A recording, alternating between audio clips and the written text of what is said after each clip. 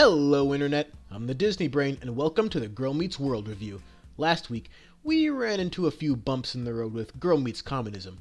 This time, we're introduced to one of the most definitive constants in our world, the element of change.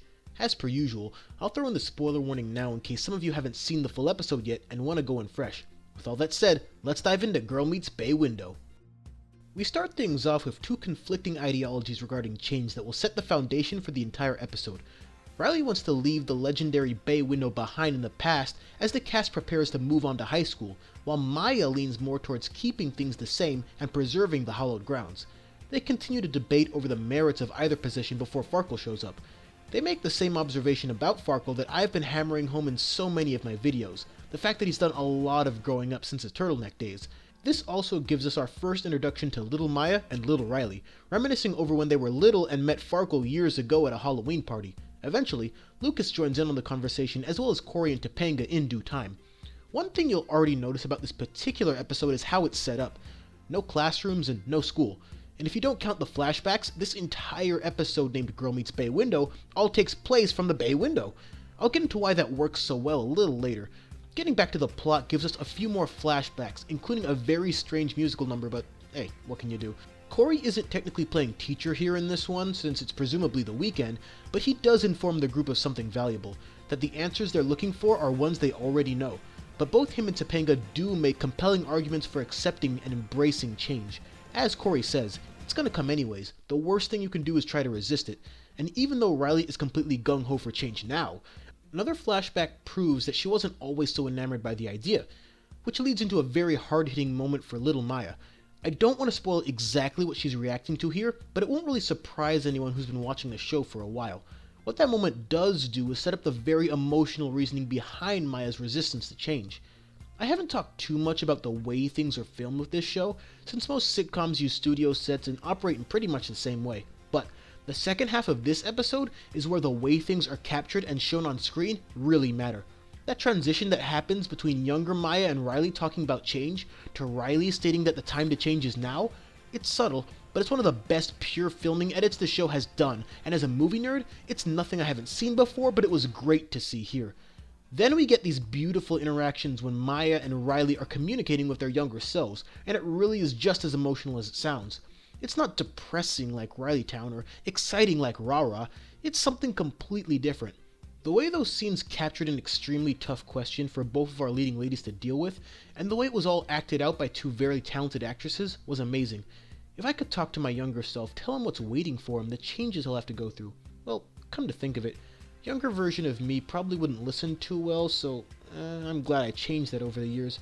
And then, to cap it all off, we get a scene from future Riley and Maya. It's more or less what you'd expect, and I'm not really completely on board with showing us who they become. For me, it kind of takes away some of the tension behind the challenges they'll face in the upcoming years, but that's a minor complaint at best. And then, we bring it all together. Past, present, and future. All together in one of the show's most incredible, near euphoric moments of pure bliss, where every subtle metaphor and every clever parallel they have ever brought to us all added up to this. And that is the episode. Whoever it is that you pray to, thank them for this episode. If last week represented a few steps backwards, Girl Meets Bay Window is a cosmic leap forward. It was great to see this show get back on track in the best possible way, with one of the most definitive, unique, and powerful episodes to date. There's no real plot, only one question. Should we let go of the past, or hold on to it? There's a number of debates you could use for each side, but for me, I'm always looking forward, trying my best not to change for change's sake, but rather to adapt to the world around me. When the facts change, I change my mind. As I mentioned, this episode is filmed completely from one room outside of a few flashbacks, meaning that there wasn't a whole lot of moving parts or quick transitions back and forth from scene to scene, which naturally places a great deal more emphasis on the slower moments of pure conversation, and all of it works here. I would say that about 2/3 of the episode is literally just Maya and Riley talking, an episode that would only be memorable if both actresses brought their best acting to the table, and they both did. Maya once again proves to be the standout talent of this show, and it's all in the little things like her expressions and her body language, and the way she can feel the words she's saying and make them come to life. There's no ships, no sexism, no communism, no dead goldfish, nothing complex outside of the idea behind it all. There's also no Augie in this one, which is kind of a shame, because I do feel like his own growing up could have been an interesting added perspective. At the end of the day, change is all around us. It can't be avoided. But it's not just about leaving things behind. It's about growing, evolving into the people you were always meant to be. The past is great for memories, but it can't always define us.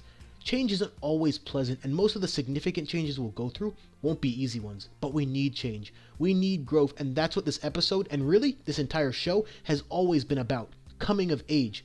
Some things will drift away, like the desire to take over the world. Some things will stay the same, like great friends. But one thing we can always take away from this is that change is necessary, and if you embrace that idea, you will truly be ready to take on the world. Thanks for watching. If you like this video, help me out with the likes, subs, and share it all over social media. And don't forget to follow the Disney Brain on Facebook and Twitter for updates. Links down below. In the coming week, I'll be reviewing the new episode of Liv and Maddie that comes out this Sunday, as well as a DCOM review right around midweek. Also, I've almost caught up with every single Liv and Maddie episode, so a top 10 best and top 5 worst will be on the way very soon for that show. There won't be a new Girl Meets World until around March, when Girl Meets Legacy comes out, which may end up being the final episode of Season 2, but I'm not quite sure about that yet. It'll be a bit of a wait, but hopefully worth it. Until then... I was nothing like that. I was a little boy just like all of my friends. Look, I have a picture.